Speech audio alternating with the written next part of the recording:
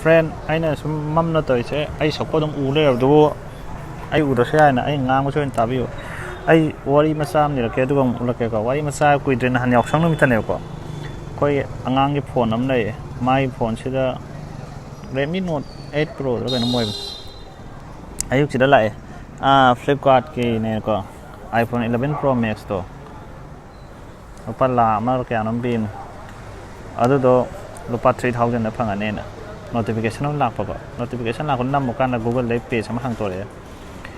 Google Live ne lai do Google Chrome ne kan moi bne ba ada la chang ro kan Flipkart ka chaman ne ala Flipkart tin ate ba Flipkart nate de yang yeng kan da Flipkart ki nate ba HTTPS ha de Flipkart chu nate ba offer to da paisa nang na ada cash on delivery taw gram taw gira lai u dei ne nang ko thajara de ko Flipkart mana ba coffee ne noi na di khang wa sing bai ne khang ba ne wari bo friend ko noi ju khang ne aina yam tak ra noi ju khang am ne share to ko share to ne ya share to ko da hai aina nu taw to lo am ada ai wa hai ge ba adu na noi si section bi ko mai taw ge ha na ko si je ai ji hai ge ba noi na smina si Facebook ka pai ma tam da si allow notification na tholok pam nei ba adre da noi na khang da na deny taw ma da allow taw gren khalo ba ado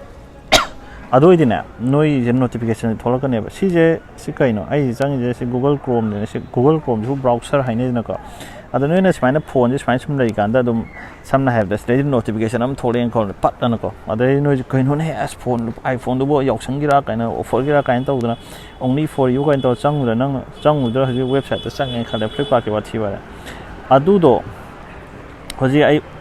samna dai kai chang ji ga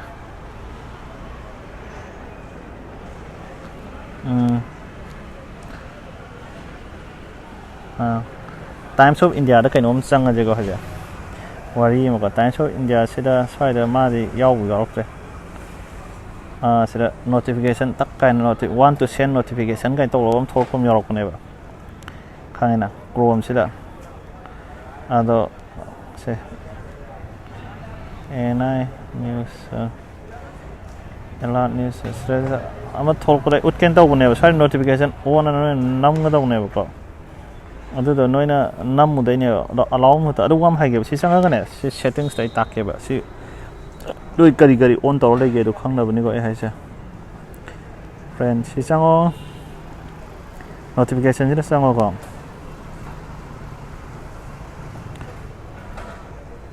tu si je notification hang am ne ba ai off thang ge bai ne ba in app setting ju sang o sta ko in app notification to block ta kai no lai cha ai no si je moi hang ai na block to ge ne si allow ji na si ne ba adai no si da kai yaw ge ngo ba second actually default masagi ba Google ki oi chabni adai si ne wathi wa website yaw bre ngo loi chang jala ga si allow tai je sida allow to sele ne clear si antra si ka si allow je si clear and reset an to tho ba no wathi wa website yam da de kai no da na kai no hujgan website je si ki je coin alert ta ki ko notification ki scam yam thoe ba khang da na fake akoi phishing do ba noi details kum ba ko details kum ha pu dai ne ba noi si ha pu dai ne se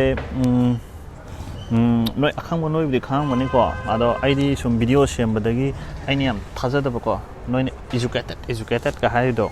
noi educated ka hai do yam educated or ba mi utana asira ai ne khang am ne hai nam ni ka ngang ja sai je ai ni khang ko ngai ma hen lai ni ado yam educated oi re na khali ba me am do mo victim oi bi ai ne ba ai ne khang mo lai ni awon hang e awon question je ko ado si ka no ne ai na hai jin ja si ni hoji do yeng bio noi khangau dra ga video dong tung 작전 비로 작hat 비로 aduga kamai to no do di yeng bio any box setup sang adu khai pha na si paisa maina ka no to bai ne na khan bi no ko website chama na ba Flipkart cha ba adu gi ma na video yaw grab ne adu mai video darum search to biro ai healthy era ai playlist yang ne privacy dra online scam adu da ne yang ne ko https oi draga dine pot le bia deba https oi bra aseng ma flipkart.com no ga ne amazon.in adu da na ko adu na ta da flipkartsale.com mai tawra ba wathi ko amazonsale.com amazon.com khatam oi ga dong ba amazon.com ka ji gi domain name je ko siam tin tang ga jani facebook.com ka ji domain je lai ho bo phang the adu ta pang sem ya ba na te ba masina amazon devras.com na thoya pote ba khane na ꯑꯩꯈꯣꯏ Amazon Modi.com ꯑꯅ Amazon Modi.com Amazon Trump.com ꯑꯅ ꯊꯣꯛꯄꯣꯠꯇꯦꯕ ꯃꯣꯏ ꯐꯅꯌꯥꯝ ꯄꯩꯁꯥ ꯄꯥꯏꯔꯁꯨ ꯈꯪꯉꯦꯅ US president ꯑꯣꯏꯒꯦꯔꯥ ꯑꯃ ꯑꯣꯏꯒꯦꯔꯥꯀꯣ ꯑꯁꯤ domain ꯀꯧꯏꯗꯅ ꯁꯤꯁꯦ ꯋꯦꯕꯁꯥꯏꯠꯁꯦ ꯁꯤꯁꯦ ꯑꯩꯈꯣꯏ ꯃꯤꯒꯤ ꯂꯩꯕ ꯌꯥꯕꯖꯥꯠ ꯅꯠꯇꯦꯕ Facebook.com ꯍꯥꯏꯁꯦ ꯂꯩꯒꯅꯤ ꯄꯩꯁꯥ ꯌꯥꯝ ꯆꯪꯅꯀꯣ ꯑꯗꯒꯤ ꯆꯞ ꯃꯥꯟꯅꯅ ꯗꯣꯃꯦꯟꯁꯦ ꯑꯗꯨꯅꯕꯨ ꯂꯩꯅꯩꯁꯤꯅꯦ ꯗꯣꯃꯦꯟꯗ ꯃꯤ ꯀꯩꯅꯣ ꯇꯧꯕꯁꯨ ꯂꯩ ꯑꯗꯣ ꯁꯤ ꯋꯥꯊꯤ ꯗꯣꯃꯦꯟꯗꯅꯦ ꯗꯣꯃꯦꯟꯁꯦ ꯊꯛ ꯂꯩꯍꯧꯔ ꯁꯝꯅ ꯍꯥꯏꯔꯕꯗ ꯑꯩꯁꯨꯅꯦ ꯑꯩꯅ ꯍꯧꯖꯤꯛ ꯗꯣꯃꯦꯟ ꯑꯃ ꯂꯩꯍꯧꯔꯁꯦꯕ ꯁꯝꯅ coronavirus.com ꯑꯅ ꯑꯩ ꯗꯣꯃꯦꯟ ꯑꯃ ꯁꯥꯍꯧꯔꯁꯦꯕ ꯁꯤꯒꯤ ꯗꯣꯃꯦꯟꯁꯦ ꯌꯣꯟꯕ ꯄꯩꯁꯥ ꯀꯌꯥ ꯐꯪꯅ ꯈꯪꯕ꯭ꯔꯥ ꯋꯥꯔꯤꯕꯨꯅꯤꯗ ꯑꯩ ꯍꯥꯏꯁꯦꯀꯣ coronavirus.com ꯑꯅ ꯀꯩꯗꯧꯗꯣꯏꯅꯣ ꯑꯗꯨꯕꯨꯗꯤꯀꯣ ꯑꯗꯨ ꯅꯠꯇꯕꯤꯗ ꯅꯪꯅ ꯅꯗꯥꯎ ꯌꯥꯗꯅ India.com ꯑꯅ ꯅꯪ ꯋꯦꯕꯁꯥꯏꯠ ꯑꯃ ꯁꯦꯝꯃꯣ ꯅꯠꯇ꯭ꯔꯒ Manipur.com ꯑꯃ ꯁꯦꯝꯃꯣ ꯑꯗꯣ ꯍꯣꯏ ꯁꯤꯅ ꯑꯗꯨ ꯑꯣꯏꯒꯦꯔꯥ ꯌꯧꯈ꯭ꯔꯦ ꯋꯥꯔꯤꯁꯦ ꯑꯗꯣ ꯑꯩꯅ ꯍꯥꯏꯕꯗꯅꯦ ꯍꯧꯖꯤꯛꯀꯤꯗꯤ ꯁꯦꯛꯁꯟ ꯚ꯭ꯌꯨ ꯅꯍꯥꯟꯖꯦ ꯃꯣꯏ ꯂꯩꯒꯦꯅ ꯇꯧꯔꯤꯅꯦ ꯑꯩꯉꯣꯟꯗ ꯍꯪꯉꯛꯑꯦ ꯑꯩꯅ ꯀꯥꯏꯗꯩꯅꯣ ꯋꯥꯊꯤꯅꯤ ꯂꯨꯄꯥ 5,000 ꯅꯪꯅ ꯊꯥꯖꯗꯅ ꯄꯤꯔꯨꯗꯣꯏꯅꯤ ꯑꯗ ꯁꯣꯝꯗ 3,000ꯅꯤ ꯀꯥꯏꯅ ꯇꯧꯔꯒ ꯅꯪ ꯀꯦꯁ ꯑꯣꯟ ꯗꯤꯂꯤꯚꯔꯤ ꯑꯣꯏꯒꯦꯔꯥ ꯅꯠꯇ꯭ꯔꯒ ꯖꯁ ꯄꯦꯃꯦꯟ ꯇꯧꯊꯣꯛꯎꯔꯦꯀꯣ ꯐ꯭ꯂꯤꯞꯀꯥꯔꯠ ꯆꯞ ꯃꯥꯟꯅꯕꯅꯤꯅꯀꯣ ꯍꯦꯛꯇ ꯃꯥꯟꯕꯤꯅꯦꯕ ꯐ꯭ꯔꯦꯟꯀꯣ ꯑꯗꯨꯅꯦ ꯐꯔꯦ ꯋꯥꯔꯤ ꯂꯣꯏꯔꯦ ꯐꯔꯦ ꯅꯣꯏ ꯑꯦꯅꯤ ꯈꯪꯅꯤꯡꯕ ꯂꯩꯔꯁꯨ ꯑꯗꯨꯝ ꯑꯩ ꯗꯤꯁꯀ꯭ꯔꯤꯞꯁꯟꯗ ꯍꯥꯞꯄꯛꯑꯅꯤ ꯅꯣꯏ ꯑꯗꯨꯝ ꯍꯪꯉꯛꯑꯣ ꯋꯥꯆꯞꯇ ꯀꯩꯅꯣ ꯑꯗꯨꯗꯨ ꯑꯩ ꯋꯥꯆꯞ ꯀꯌꯥ ꯐꯥꯗꯦ ꯀꯃꯦꯟ ꯑꯗꯨꯝ ꯏꯒꯦꯔꯣ ꯐꯣꯟ ꯐꯥꯛꯇꯣꯛꯎꯗ ꯍꯦꯛꯇ ꯐꯣꯟ ꯀꯥꯏ ꯀꯩꯅꯣ ꯃꯌꯥꯝ ꯂꯩꯔꯝꯃꯦꯕ ꯑꯗꯨꯅ ꯐꯣꯟ ꯀꯌꯥ ꯐꯥꯛꯇ꯭ꯔꯦ ꯑꯗꯨꯅ ꯐ꯭ꯔꯦꯟ ꯐꯦꯁ ꯀꯃꯦꯟꯗ ꯑꯗꯨꯝ ꯏꯔꯛꯑꯣ ꯀꯩꯅꯣꯒꯨꯝꯕ ꯇꯧꯔꯛꯑꯣ ꯍꯣꯏ ꯐꯔꯦ ꯂꯣꯏꯁꯤꯟꯖꯔꯒꯦ ꯐ꯭ꯔꯦꯟ ꯑꯗꯨ ꯆꯦꯛꯁꯤꯟꯕꯤꯌꯨ ꯄꯩꯁꯥ ꯃꯥꯡꯅꯦꯅ ꯍꯥꯏꯕꯅ ꯑꯩꯒꯤ ꯚꯤꯗꯤꯑꯣ ꯄꯩꯁꯥ ꯃꯥꯡꯕꯒꯤ ꯚꯤꯗꯤꯑꯣ ꯉꯥꯛꯇ ꯉꯥꯏꯔ ꯃꯥꯜꯂꯦ ꯉꯁꯤꯁꯦ ꯁꯛ ꯐꯖꯕ꯭ꯔꯥ ꯑꯗꯨ ꯑꯣꯏꯅ ꯍꯥꯏꯔꯒꯦꯁꯦ ꯌꯥꯔꯦꯁꯦ ꯂꯣꯏꯁꯤꯜꯂꯒꯦ